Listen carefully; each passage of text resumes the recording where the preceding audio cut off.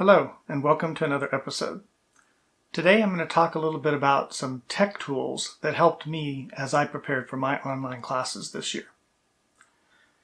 Whenever we moved to our remote format in the spring, I already had many things that I could use, like the Canon M50 camera that I'm using to film this video right now. And I had with it, when I bought it, I had bought a Rode microphone that goes with it, so it gives pretty good sound quality. I've already shown you back in March in the video where I showed how I filmed these YouTube videos. That camera, my cell phone, and my computer were the main tools that I had for video capabilities. When I learned that I was going to need to do more online, especially with a fully online microbiology course in the fall, as well as knowing that it was likely that I was going to need to do all my pre-labs for my undergraduate research courses online as well.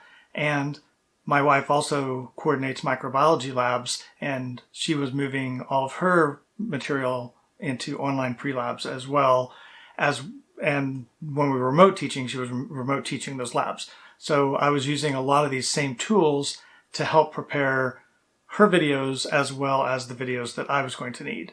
So there were a couple of purchases I made as soon as that decision was made that I knew I was going to be 100% online for my big microbiology course in the fall, as well as to help as we were preparing some of these other materials late in the spring and into the summer.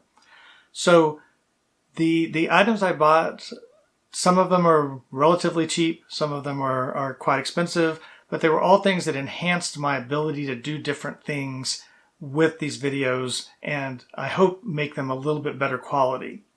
So one of the first purchases that I made was actually a teleprompter system. And it's a very simple system.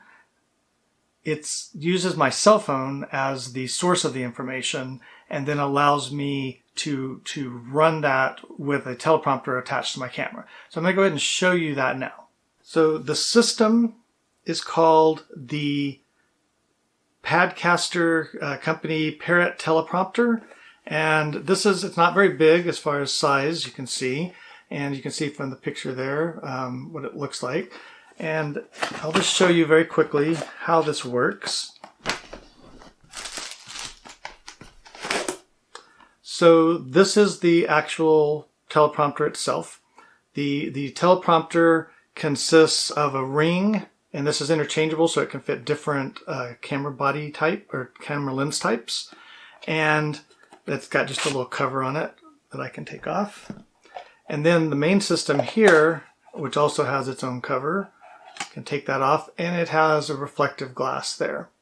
And so simply what I do is I screw this onto the front of my camera, and then it has a little spring system here on the bottom that you pull down, and when you have that pulled down, you slide your cell phone in. Okay. And so it's actually very, very easy to put that together, and I don't have the right software running at the moment, but it's going to, when you're looking at the camera with the software running, you can see the text, but it doesn't impede, obviously, the filming itself from the camera. So I bought this, you have to check the website to double check the price, but I want to say that it was just a little over $100. So not super, super expensive. The system itself it comes with adapters that fit lots and lots of different size camera lenses. So you've got many choices. This is the actual pack of all the different camera adapter sizes that come with it. So this will fit most, like, I guess 35 millimeter type camera lenses. And it comes with a remote control so that you can control, stop, start, rewind a little if you need to while you're talking, so you don't have to go and like mess with the screen. And I found this very, very useful for especially my class videos where I needed to have a scripted set of material. These videos that I'm doing here are not scripted. I have an idea of what I'm going to say, and then I just say it, and hopefully don't mess up too much that I have to edit out. With class videos, the information that I'm trying to convey, I'm trying to be very specific. I don't want to go down paths that I don't need to go down. I want to make sure I cover everything that I meant to cover in a particular topic in a lesson. And so I tried to script out all of my class videos so that I'm giving the students everything in the most efficient manner possible. And there's a couple of things that work out nicely with doing that. For one, you need to caption your videos that you're showing up in class so that students have access to the captions, and screen readers, things like that, can also pull those captions. So whenever I was preparing for my class lectures, I would write out the script, often in many cases, I was using captions from old lectures that I'd given in class and then modifying those. So I had something to work from.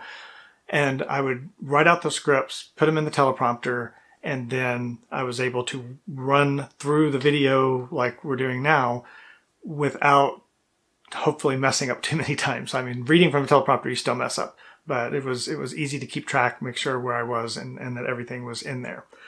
One of the really nice things I liked about the system as well is you have I'm going to show you the app really, really fast here. So you have a Parrot teleprompter app. And so the app here has all the different transcripts that I've uploaded into the teleprompter. And each of those, then if I'm going to run one, try to find something here. Okay, I'll just pull up one from Microscopy. So here is the text is running, and what I can do with this text is I have two ways of seeing it. In this version here, it's actually going to run the way I'm looking at it. So I'm reading it straight off. I don't need the teleprompter to read this. And I can set the speed. I can do everything else I want to do. And it's going to scroll up at whatever speed. I can set the text size. All of that can be set. Now, if I'm going to be running this off the teleprompter, then you have to use the mirror mode, which in the mirror mode, everything looks upside down if you just try to view it directly. But it's going to reflect off the glass in the teleprompter and you'll be able to see it. So you can use it either way. And I found that extremely helpful because when I'm doing a video like this, where I'm standing in front of the camera and speaking to the students in my class, I can read from the teleprompter everything that I wanted to tell them and get that correct. But I also want to do the same thing when I'm looking at slides on my computer. And so what I can do is I actually set this phone up on a little tripod that I have and put it next to the computer, and I'm videotaping like a Zoom session for later presentation to the class, and I'm recording that, and I've got the teleprompter running on the side, and I'm still running off of a script. And so what that does is, again, make sure that either way I'm presenting, whether it's face-to-face on the camera or whether I'm doing it as a Zoom recording of slide sets, I'm getting a consistent set of text to the students covering all the points that I wanted to make in a relatively clear manner. That allows me then to already have the transcript for captioning of that video also. Because I've made the transcript here, I'm using that for my text as I'm going through the slides. And so it takes a lot of time to build that transcript, but I want it to be correct. But that transcript then becomes very simple to upload later. After I've put the video on YouTube, I can go in and replace the auto captions in YouTube with my actual transcript, which is going to be probably 99% accurate with the words I actually said. Sometimes I'll go off script a little bit, but not much. And so it's going to be very, very close, and it's already typed out, and I don't have to go through and try to correct a YouTube transcript to get the captioning correctly. Especially in my field with science words, getting those corrected sometimes takes a long time because it will miss technical terms and scientific names and things like that quite often in the auto captioning.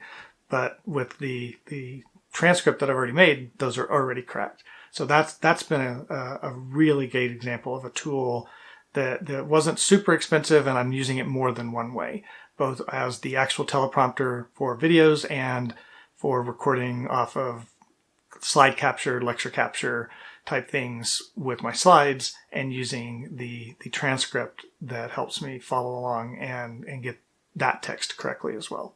So I've really liked having this particular teleprompter system for both of those reasons. The next item that I want to talk about is a headset. So this headset I bought, it's actually a gaming headset. I bought it because I had a really cheap headset microphone that I was using. And this one, as far as listening and using it, something like this, the particular brand probably doesn't matter. It's just more of the gaming headset type. It's much better for, just listening to speakers and things when you're watching videos and things on, or attending webinars and things on your computer. But it also has, I think, a much better microphone than some of the old headsets that I had that were much, much cheaper. This one's not super expensive. I think it was in the $60 range. But I was buying $20 headsets before, so that just gives you an idea of probably the quality. And when I was using this, I can use this now when I'm recording those Zoom lectures and things, and I think the audio quality is better. So this was a relatively simple purchase that helped me hear things better, but also I think gives me a better audio quality when I'm recording.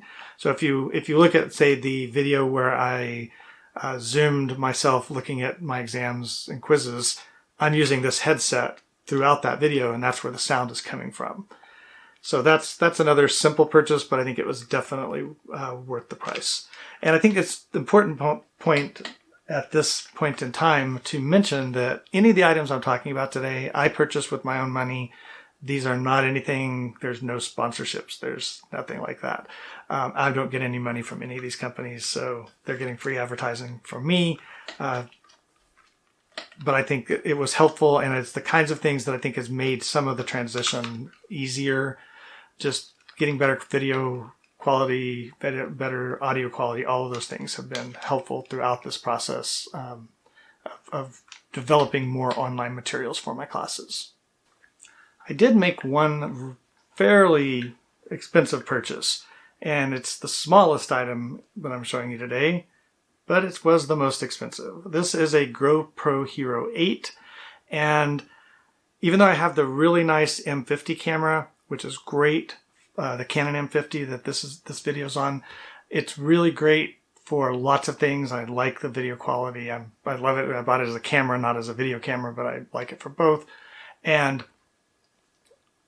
there were times, though, when I was especially working in the lab, and so this is anybody who was videoing lab materials and lab demos, I found that sometimes having only one camera was not the perfect thing, because I was, especially because of the pandemic situation, I was videoing everything I was doing by myself. There was nobody running a camera. I had to do everything.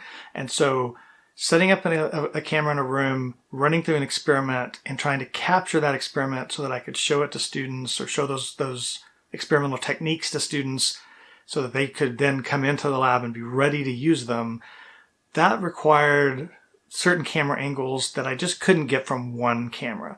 And so I would have the M50 set up sort of as a kind of a overside view, global view, but I found that it was much helpful to have a second camera. This GoPro was a great second camera. Because it's small, I can put it very, very close to where I'm working without it actually being in the view of the other camera, the M50. And I can do that in a way that allows me to organize the table or the lab bench and get two different views, one of which sometimes is going to be better to have that kind of global view where I'm showing all the different items I'm working with, and another where I'm getting a close-up of specific things that I'm trying to do where the students can see how I'm manipulating them and manipulating those materials. I bought a little pack, actually from Insignia is the company that sold the package, and that package had a couple of extra things in it. So let me dig in here. This is a head clamp thing, so you can clamp the camera and then put this on your head, and then you get like the view from your head. I tried that one. It didn't really work for what I was trying to do because it kind of looks too far ahead. And trying to like do lab bench work, I was going to have to put my head down really low to make that work. So I didn't find that one very useful. What I did find useful is this. This is actually a body harness. And so what it does is you strap it over your shoulders and under your arms, and it puts the camera right on your chest. And I actually found that view with the camera looking out at the lab bench where I was working turned out to be a very good view. The angle of the camera gave a very kind of straight look on. It wasn't the view I was getting. It was more of a straight on view, but you could see all the materials on the bench, and you could see kind of what I was moving and how my hands were working with them. It was a good view. The only problem that I had with that particular view is as I moved, the camera moved. So it's a little bit jumpy, right? You're reaching, you're moving, you're doing this and that. And so what it worked. It was actually pretty good for certain things, but it wasn't my favorite view either because I felt it was a little too jumpy. And so I ended up actually going with the third option. This is actually my third option. It's a little mini tripod. So it has little short legs. The GoPro attaches up here on the top, and I was able to set it on a corner of the lab bench I was working on, and it would be just off to the side. So I'm able to work in my work area completely without bumping into it or hitting it. It's actually small enough that I could actually put it where it wasn't in the view of the other camera. So when the other camera's looking down on the lab table, this one's just out of range on one side, so it doesn't just obstruct the view at all. With the camera on top then, it's getting a little, it's still not quite eye view, but it's a little higher up than what the chest camera was getting. It's also getting a slightly different angle. The only thing I had to really be careful about is my arm, like reaching in front and doing things. My arm would be in front of the camera, so I just had to be a little more careful, thinking about that. But I think this gave a really good view of a lot of the techniques that I was trying to show the students, as long as I kept the material right in the center area where the camera was focused. That turned out to be my favorite view. There's some videos that I ended up doing where I have both camera views and I never use anything. In most of my recent videos, I've used only this view for most things because it just gives a more centered view, a more close-up view, and a little more technical view for students to see how I'm manipulating things. So this is the actual view that I ended up using the most, was the little mini tripod.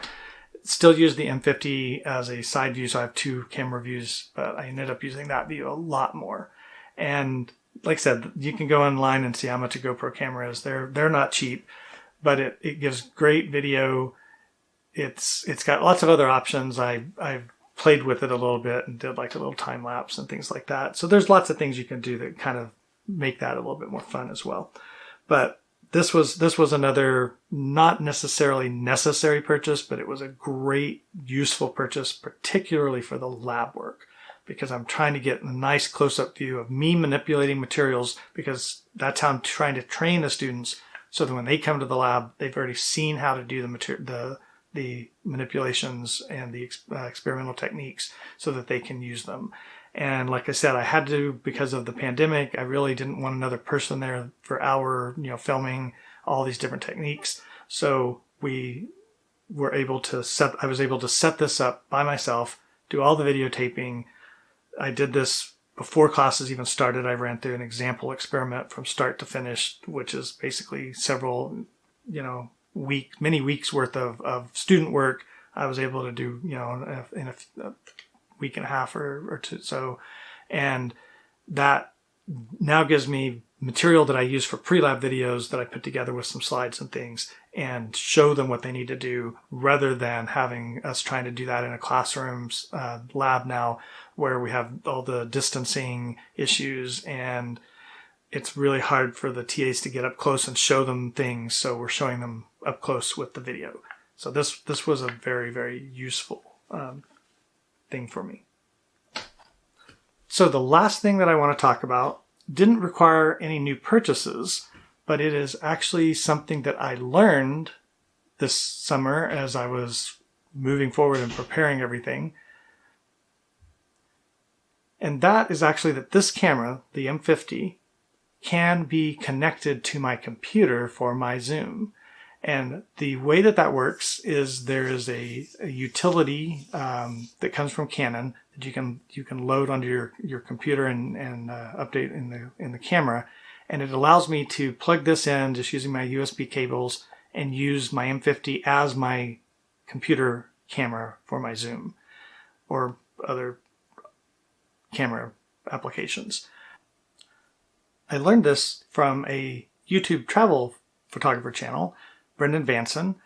He is a fun channel to watch, does travel photography, and he showed that you could use Canon cameras. They had created a new web utility that allows you to plug your Canon camera into computers and use it as a webcam.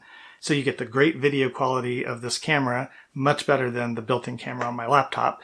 And that allowed me then to get better video quality when I do Zoom recordings.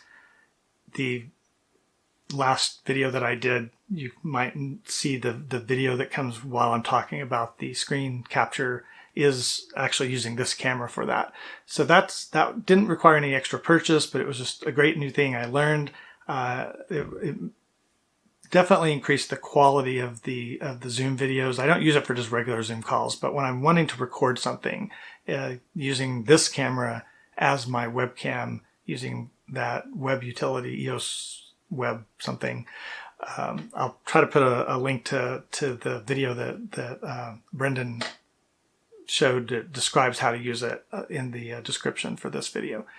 But it was another great tool that, like I said, that one didn't cost me anything, but it definitely increased the quality of the videos that I can make for my students as well as for these videos that I'm making for you.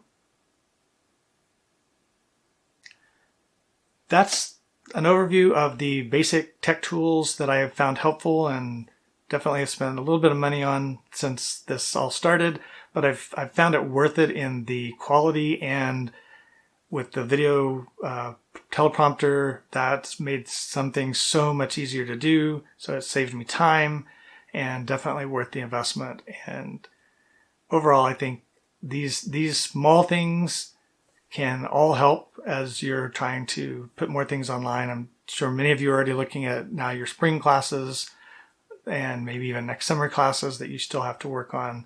And as you're doing that, think about tools that will help you to save time or make the quality of the experience better for your students. I want to thank you again for watching, and I will see you soon.